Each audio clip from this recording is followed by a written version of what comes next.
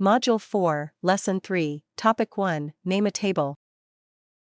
You may recall from earlier lessons that each time you create a new workbook, Excel assigns a default name to the workbook according to this naming convention: Book 1, Book 2, Book 3, and so on. A newly added table is no different. Each time you create a table, Excel assigns a default name to the table according to this naming convention: Table 1, Table 2, Table 3, and so on.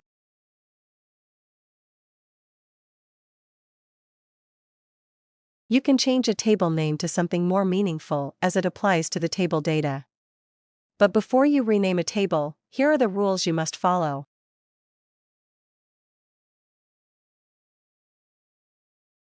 Don't use cell references. Names can't be the same as a cell reference, such as A1 or R1, C1.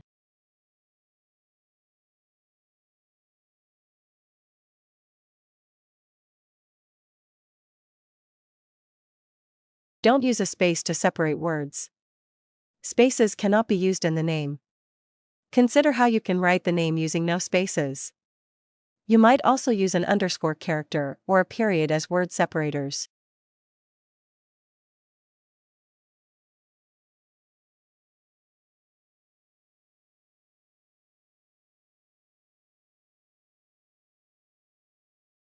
Use a maximum of 255 characters.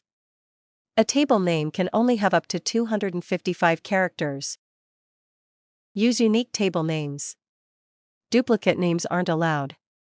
Excel doesn't distinguish between uppercase and lowercase characters in names. To rename a table, first select a cell within the table. Then go to the Table Design ribbon, then Properties group, and then Table Name field. Then enter a new name.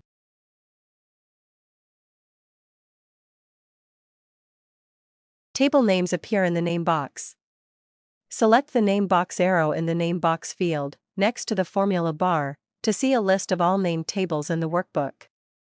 Select any table from the list, and Excel will take you directly to that table, even if it's on another worksheet. Thank you for watching. See you in the next topic.